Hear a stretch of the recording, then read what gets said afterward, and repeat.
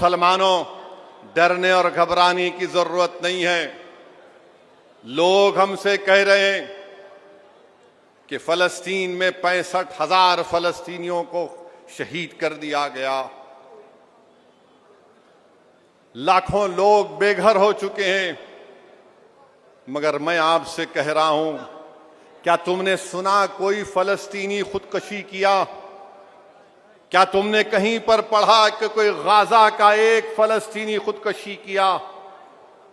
वो गाजा के गयूर मुसलमान हमको पुकार पुकार कर कह रहे हैं कि हम ये यहूदी इजरायली हुकूमत के जुल्म के बावजूद भी हम ला तक़नतु मिन रहमतिल्लाह कहने वाले हैं। हम इन तमाम मसायब और मुश्किलात में भी मीलाद को मना रहे हैं। मेरे भाई, हौसले को बुलंद रखो। जब तारिक बिन जियाद 7,000 लोगों अरबों को लेकर कश्ती से स्पेन को हासिल करने के लिए तारिक बिन जियाद निकले, तो कश्ती में तारिक बिन जियाद अल्लाह की तरफ देखकर दुआ कर रहे थे कि या अल्लाह, हम 7,000 हैं और हमारे मद्दे मुकाबिल 1,00,000 की फौज है, हम पर रहम फरमा। तारिक बिन जियाद ख्वाब देखते हैं, नींद आ गई। रसूल अल्लाह सल्लल्लाहु अलैहि वसल्लम को तारिक बिन जियाद देखते हैं, सहाबा कराम साथ में हैं और रसूल अल्लाह सल्लल्लाहु अलैहि वसल्लम तारिक बिन जियाद को कहती हैं कि तारिक, कल तुम बड़ी शान से दाखिल होना, तुम कल बड़ी शान से दाखिल होना, किसी मुसलमान पे जुल्म नहीं करना और अपना वादा पूरा करना। और तारिक ख्वाब में देखते हैं कि रसूल अल्लाह सल्लल्लाहु अलैहि वसल्लम जलवा नुमा है सहाबा इकराम के साथ और तारिक उनके साथ उसमें दाखिल हो रहा है। सुबह उठकर अपनी फौज से कहते हैं कि मैंने ये ख्वाब देखा, जंग होती है, तारिक बिन जियाद को कामयाबी मिलती है। याद रखो, इंशाअल्लाह ताला अल्लाह उसका रसूल इन गाजा और मगरबी किनारे के फलस्तीनियों को ये जालिम नेतन्याहू इस जहन्नम के कुत्ते पर गालिब करेगा इंशाअल्लाह ताला। ये लोग अपनी ताकत से, अपनी मिलिट्री की सुपीरियरिटी से समझ रहे हैं कि गाजा और मगरबी किनारे के फलस्तीनियों को ख़त्म करके रख दिया जाएगा। ये ख़त्म होने वाली कौम नहीं है, ये जिंदा रहने वाली कौम है।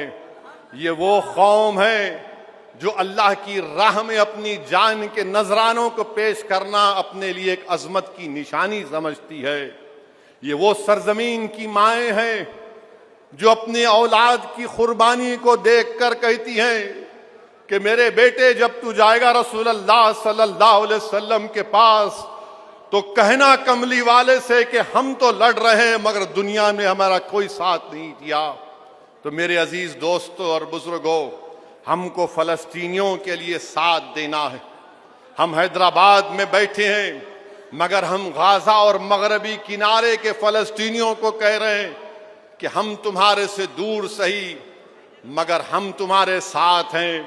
हम रातों में उठकर तुम्हारी कामयाबी के लिए, तुम्हारी हिफाजत के लिए, तुम्हारी शिफा के लिए हम रसूल अल्लाह सल्लल्लाहु अलैहि वसल्लम का वास्ता देकर अल्लाह से भीख मांग रहे हैं।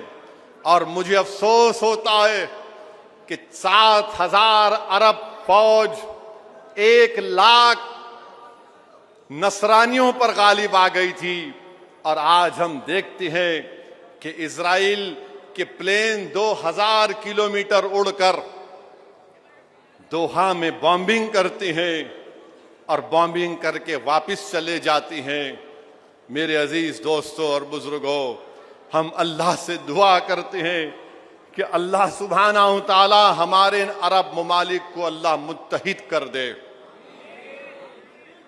आज हम यहाँ खड़े होकर ये उम्मीद लगा रहे हैं कि इनके दरमियान से कोई सिद्दीक अकबर की तरह आशिक रसूल खड़ा हो जाए, उनके दरमियान से कोई फारूक आजम की तरह इंसाफ करने वाला खड़ा हो जाए, कोई हजरत उस्मान जुल्लुरैन की तरह सखी खड़ा हो जाए, कोई शेर खुदा फाते खैबर की तरह खड़ा हो जाए इन जालिम ज़ायनिज़्म के खिलाफ।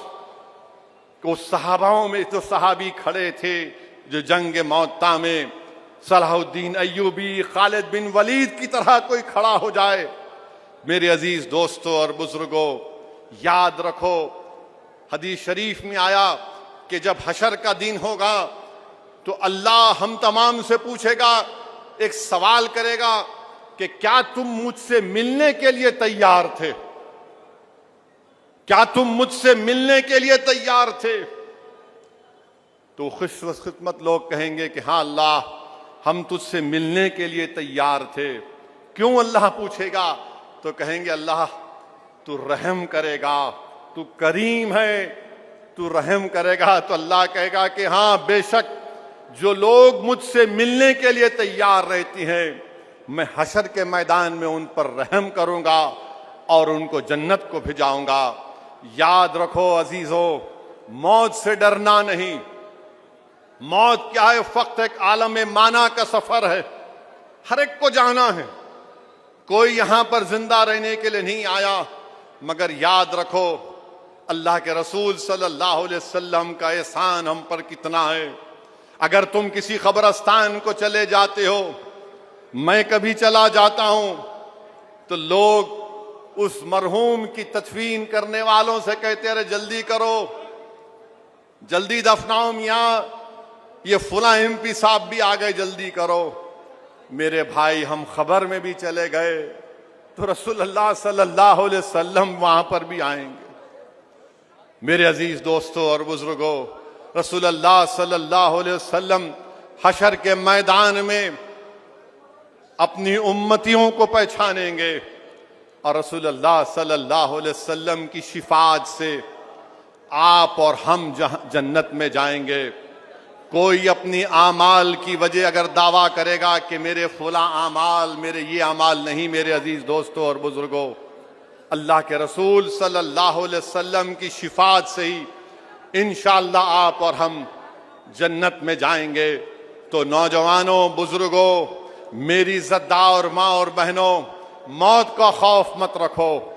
हर एक को जाना है, जिंदगी की हकीकत यही है। हम आए इस दुनिया में तो जाएंगे, हम आए भी यहां तुम्हारे लिए, हम उठाए भी जाएंगे तुम्हारे लिए। रसूलुल्लाह सल्लल्लाहु अलैहि वसल्लम, ये लोग ये समझ रहे हैं कि मुसलमानों को मारकर, मुसलमानों की लाश के, उनके भाई बहनों की लाशों को दिखाकर, मुसलमानों के घरों को बर्बाद करके गाजा में फाका कशी से 1000 फलस्तीनी बच्चे मर गए।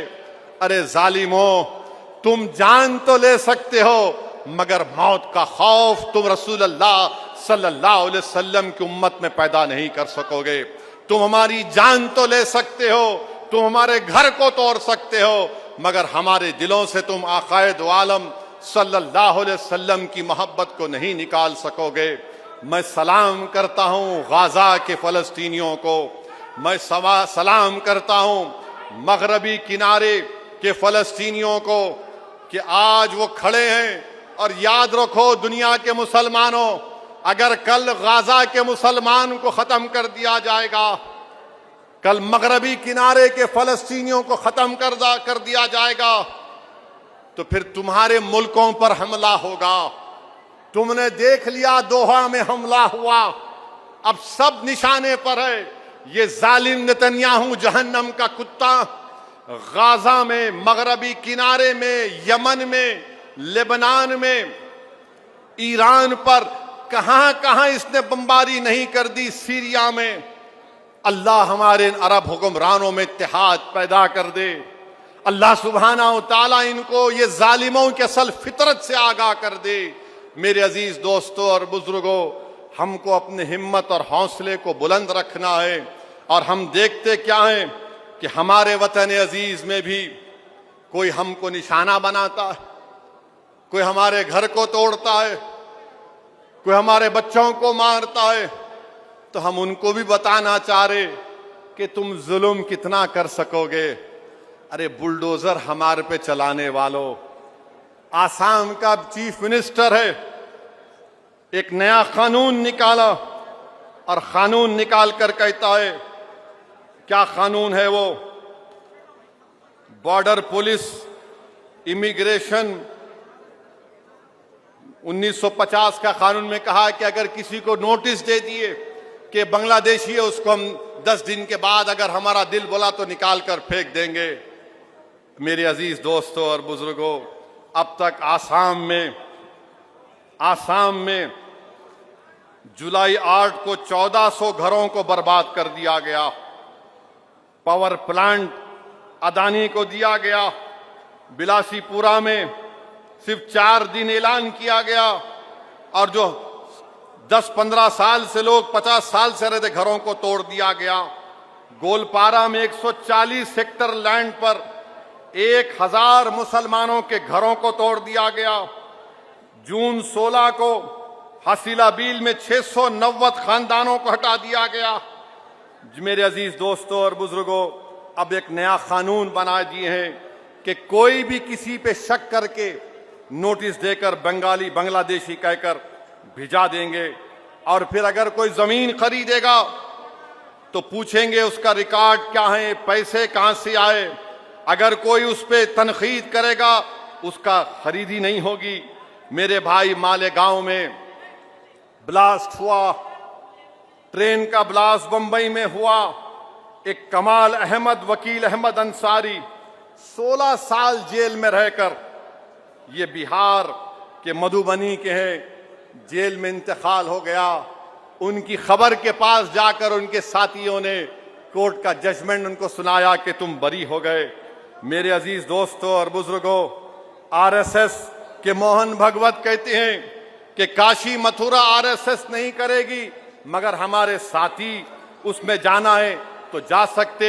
मोहन भगवत कह रहे हैं कि काशी मथुरा आरएसएस नहीं करेगी मगर हमारे लोग जा सकते, तो प्लेसेस ऑफ वर्शिप एक्ट किस लिए बनाया गया? क्या आप धमकी दे रहे हैं? क्या आप कहना चाह रहे हैं मोहन भगवत के 6 दिसंबर फिर से दोहराया जाएगा और फिर जो मुसलमान मगरबी बंगाल का है, बंगाली जबान बोल रहा है, उसको उठाकर आप बांग्लादेश में फेंकना चाह रहे हैं? मेरे अजीज दोस्तों और बुजुर्गों, मीरठ में अब्दुल्ला रेजिडेंसी में यह कहकर रोक दिया गया कि मस्जिद बना रहे। यह कह दिया गया कि हिंदू भाई मुसलमान को नहीं बेच सकता, मुसलमान हिंदू भाई को नहीं बेच सकता, और फिर यह भी कह रहे हैं मुसलमान मुसलमान को नहीं बेच सकता, तो फिर कहां खरीदेंगे हम? मेरे अजीज दोस्तों और बुजुर्गों, 5.5 साल 6 साल से जेलों में है दिल्ली के बच्चे। मेरे अजीज दोस्तों और बुजुर्गों, पंजाब में तूफान आया है, 23 जिले डूब चुके हैं, 1.5 लाख हेक्टर की फसलें बर्बाद हो चुकी हैं। और फिर हम ये भी देखते हैं कि अमेरिका की टैरिफ की वजह से 40% कपड़ों का एक्सपोर्ट बंद हो चुका। इतना बड़ा झटका लगा, मगर किसी को झटके की बात याद आ रही है। महाराष्ट्र में कुरैश बरादरी एहतजाज कर रही है कि गौ रक्षों से हमको बचाओ, जो हम पर जुल्म कर रहे हैं। मेरे अजीज दोस्तों और बुजुर्गों, मध्य प्रदेश के खंडवा में एक मस्जिद के इमाम के तकर्रुर के लिए एक बिहार से इमाम आए, तो पुलिस ने केस बुक कर दिया कि तुमने कैसे एक बिहार से आए हुए आदमी को खंडवा की मस्जिद में रखा। अरे बताओ, हिंदुस्तान की संविधान की आर्टिकल 19 क्या है? फंडामेंटल राइट है। एसपी साहब, खंडवा के एसपी साहब, ये फंडामेंटल राइट है। आर्टिकल 19 बीएनएस 223 पर 223 आर्टिकल 19 से बड़ा है, आर्टिकल 19 उससे बड़ा है। बोलो खंडवा के एसपी साहब, सिर्फ मुसलमान हैं तो आप केस बुक कर रहे हैं कि बाहर से कैसा आए। अच्छा, यमुना बाजार दिल्ली में है, सहारनपुर के मुसलमान उम्रा करके वापिस आए, तो ये जालिम आरएसएस की ज़हनियत रखने वाले लोग इनकी बेइज्जती करे, मंदिर के पास ले जाकर उनको सजदा करवाया, उनको मारा। क्या हो रहा है हमारे देश में? क्या कर रहे हैं वजीर आजम मोदी? और फिर उत्तर प्रदेश के फिरोजाबाद में 30 मुस्लिम बच्चों को 6 सितंबर के दिन मीलाद का जुलूस निकाले, थोड़ा जुलूस हट गया, 30 को पकड़कर पूरे टीवी कैमरा को खड़ा करके बच्चों को डिबेट कराए। पुलिस की गाड़ी से निकल रहे तो कान पकड़ के निकल रहे। हम योगी से पूछना चाह रहे, अप्रैल में भी, ठहरिए, अप्रैल में भी एक जुलूस निकला था कानपुर में, मुस्लिम दुकानों को नुकसान पहुंचा गया, तुमने ऐसी उनसे जिनको पकड़ा तुमने उनको ऐसे ही किया, टीवी कैमरा को बुलाकर? नहीं किया। मेरे अजीज दोस्तों और बुजुर्गों, 2 साल के बाद वजीर आजम मणिपुर को गए, बहुत देर कर दी मेहरबान आते आते। मणिपुर को गए, सौों की तादाद में औरतों की इज्जत लूटी गई। देश के वजीर आजम 2 साल के बाद उनको ख्याल आया। मेरे अजीज दोस्तों और बुजुर्गों, कर्नाटका के सीएम मीलाद की महफिल में एक मिनिस्टर के साथ आते हैं और मिनिस्टर साहब उलमाए कराम को बोलते, उठो उठो सीएम साहब आ गए। मेरे भाई, हम अपने हाथों से अपने उलमाए कराम की तौहीन करवाते हैं। अगर थोड़ी देर के लिए मालूम हो जाए कि ये हमारे उलमाए कराम अंबिया के वारिसीन हैं, ये अंबिया के वारिसीन हैं, इनके दिल में अल्लाह का कलाम और रसूल अल्लाह सल्लल्लाहु अलैहि वसल्लम के हदीस हैं, जो अंबिया के वारिसीन हैं, हम एक मामूली चीफ मिनिस्टर के लिए कह रहे हैं उठो उठो। मेरे अजीज दोस्तों और बुजुर्गों, बहरहाल ये बीजेपी, फिर आप एनसीईआरटी के सिलेबस में तब्दीली कर दी गई। पार्टीशन का जिम्मेदार मुसलमान, हम नहीं हैं जिम्मेदार पार्टीशन के। पार्टीशन के जिम्मेदार कौन है बोलता हूं मैं आपको।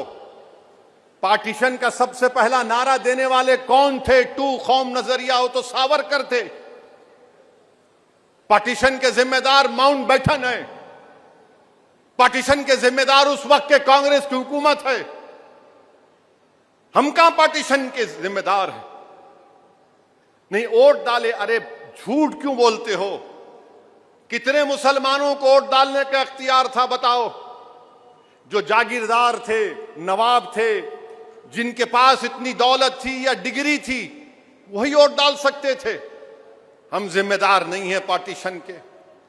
महात्मा गांधी को गोडसे ने क्यों मारा, तुम उसकी वजह भी एनसीईआरटी से निकाल दिए।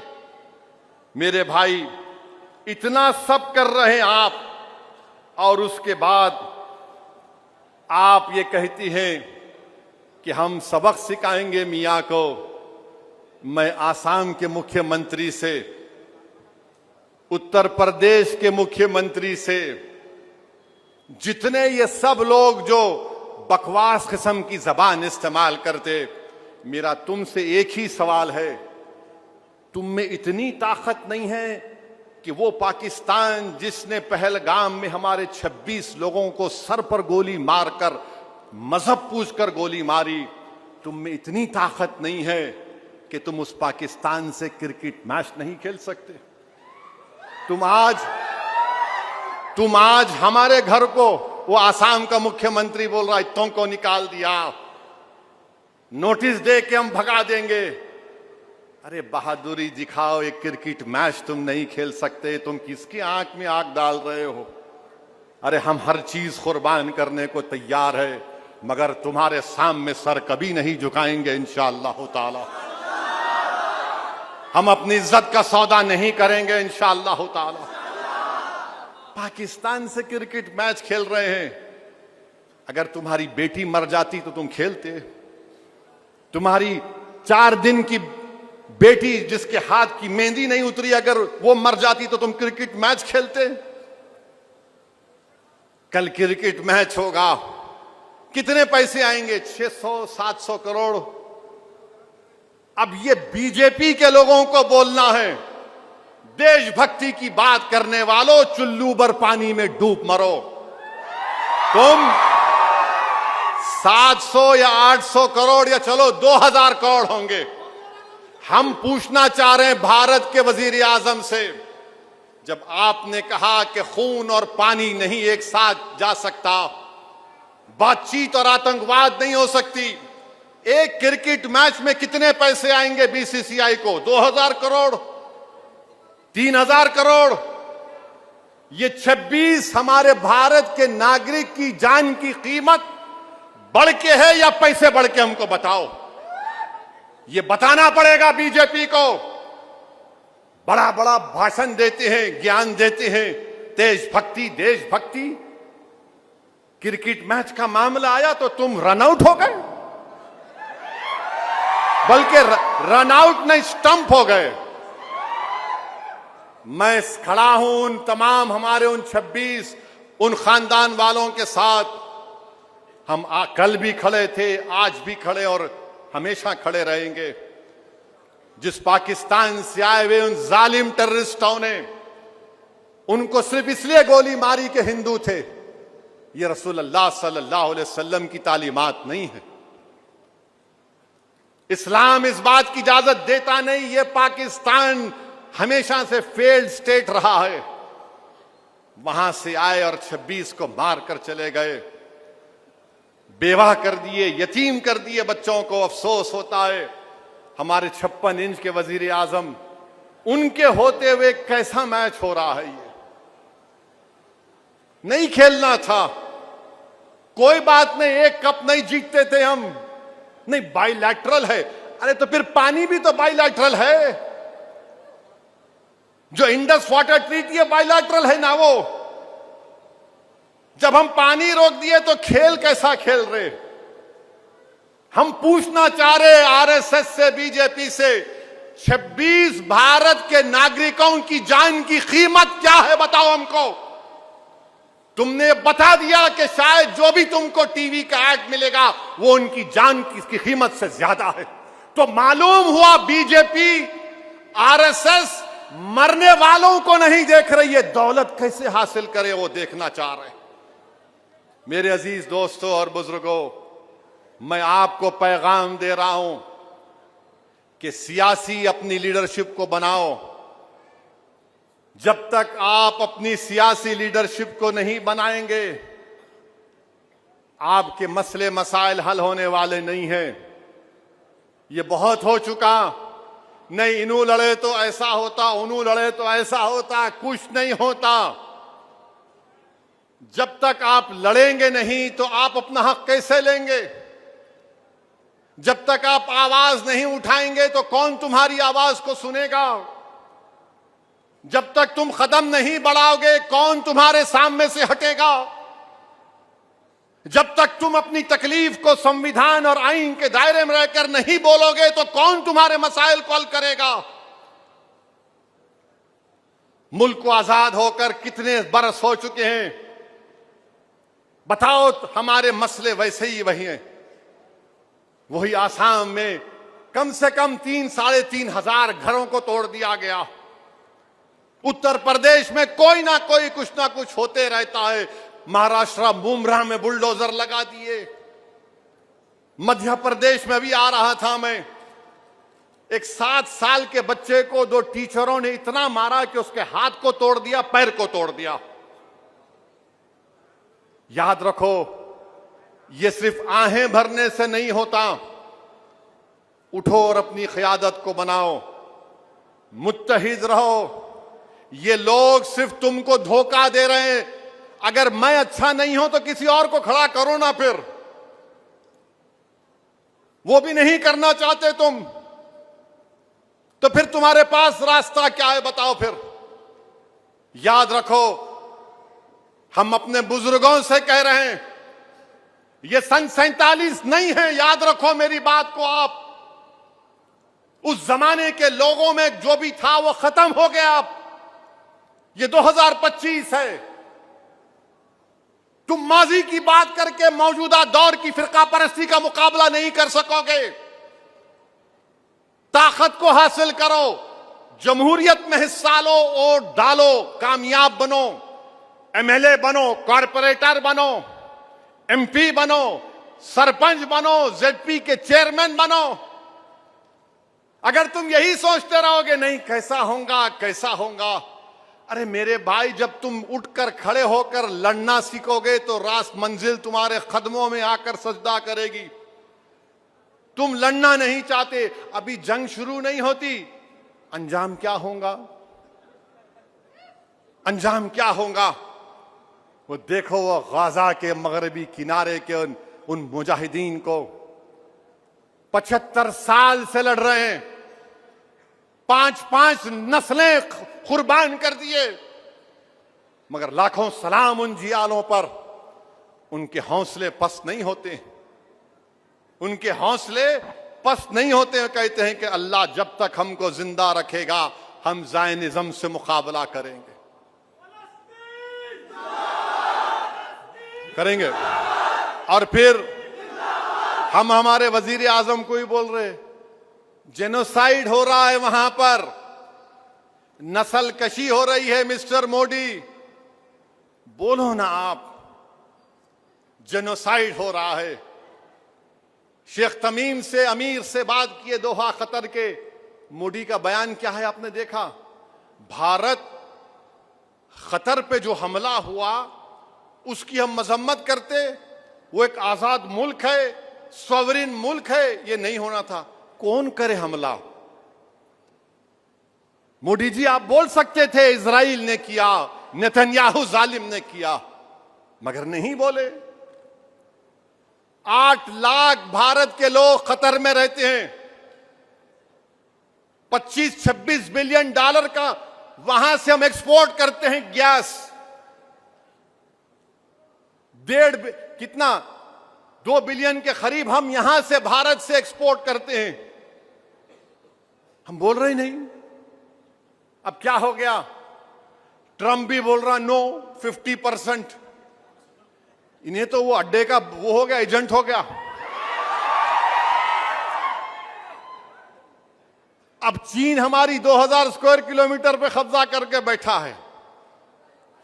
अब नरेंद्र मोदी चीन से मिलने चाइना चले गए, शी जिनपिंग से मिले। ट्रंप का हाथ, उसका हाथ एक तरफ, पुतिन का हाथ। मगर मोदी जी ये तो बताओ, वो जो बफर जोन में चीन बैठा हुआ है, डेप्सांग डेमचाक में, हमको मिलेगी नहीं मिलेगी? मेरे भाई, पाकिस्तान को पूरा चीन सपोर्ट किया। जंग जब हुई हमारी, चीन के एयरक्राफ्ट थे पूरे, चीन की सैटेलाइट टेक्नोलॉजी थी। अब बताओ आप, ये किसकी नाकामी है? बताओ मोदी जी। अमेरिका 50% टैरिफ लगा दिया। मोटर पार्ट्स जो हम 30,000 करोड़ के अमेरिका को एक्सपोर्ट करते, उसमें गिरावट आ गई। सूरत में डायमंड एक्सपोर्ट होता, उसमें गिरावट। तमिलनाडु में कपड़ा सिलकर भिजाते, उसमें गिरावट। क्या हो रहा है बताओ? यहां इधर चीन है, इधर ट्रंप है। उन्हें 50% बोल रहा है, इन्हों बोल रहे 2000 स्क्वायर किलोमीटर को बाय बाय बोलो। 20 बिलियन डॉलर का ट्रेड डेफिसिट है चाइना के साथ। और बीजेपी वाले आकर ना वो नहीं, ये नहीं, फुला नहीं। अरे पढ़ो ना, बयान क्या आया? एससीओ के बयान में हमको हाइफनेट कर दिया गया पाकिस्तान के साथ, हमको हाइफनेट कर दिया गया। तो आप हमको मत सिखाओ हुब्बुल वतनी। अब 17 तारीख को आकर बीजेपी वाले बोलेंगे वो ऐसा होता था, फुला होता था, ये उन्हों थे। अरे भाई, श्रीनगर में यौम शहदा आप मनाने नहीं दिए, और आप 17 तारीख को आके ज्ञान देंगे हमारे को? तुम्हारे हुब्बुल वतनी का सर्टिफिकेट नहीं चाहिए हमको। तारीख है हैदराबाद की, बहुत तारीख है, बहुत कुछ बोल सकता हूं मैं, मगर इतना ही कह रहा हूं, तुम क्रिकेट मैच नहीं खेल रहे, तुम हमको आके मत डिस्टर्ब करो। तुम एक क्रिकेट मैच को नहीं छोड़ सके। क्या है ये बताओ आप? तुम ट्रंप को 56 इंच का सीना नहीं दिखा रहे। ट्रंप अभी भी बोल रहा मैं रुकाया जंग। अरे तू होता कौन रे? मैं रुकाया, मैं रुकाया, मैं रुकाया। अरे मोदी जी, 1 बार, 2 बार, 3 बार, 4 बार, 5 बार, 30 मर्तबा बोल दिया इन्हें, मैं रुकाया, मैं रुकाया, मैं रुकाया। अरे आप जरा बोल देते उसको, अरे बस कर। तो मोदी जी बोलो तो कुछ तो बोलो। आप खामोश बैठे हुए, खामोश बैठे हुए। अब उन्हें बोल रहा कि हम भारत से वो खरीदेंगे, हम भारत को ये बेचेंगे। मेरे भाई, बीजेपी, ये जो मसले पैदा हो रहे ना, ये इनकी नाकामी की एक मिसालें हैं, निशानी है। मेरी आप तमाम से गुजारिश है कि पुरअमन तरीके से हमको हमारी देश की, हमारे मुल्क की जमहूरियत को मजबूत करना है। डरने घबराने की कोई ज़रूरत नहीं है। कभी डर को करीब आने मत दो, मगर नमाजों की पाबंदी करो, मस्जिदों को जाओ, मस्जिदों को जाओ। तुम्हारी पहचान मस्जिदों से है। अपनी अम्मा बाबा से अच्छा सलूक करो। ये ड्रग्स के करीब मत जाओ। आज तो न्यूज़ में आया कि बोयनपल्ली में स्कूल के अंदर ड्रग्स बन रहे। अजीब है, स्कूल के क्लासरूम में कमबख्त ड्रग्स बना रहा है। मेरे भाई नौजवानों, तुम्हारी जवानी हमारे लिए बहुत जरूरी है। तुम कौम का मुस्तकबिल हो, भारत का और मुसलमानों का। अगर तुम गिर जाओगे तो फिर हमारा मुस्तकबिल अच्छा नहीं हो सकता है। तो शराब, ड्रग्स, इन गंदे चीजों से अपने आप को दूर रखो। कल पूरी शराफत के साथ आप जुलूस में शामिल हुइए।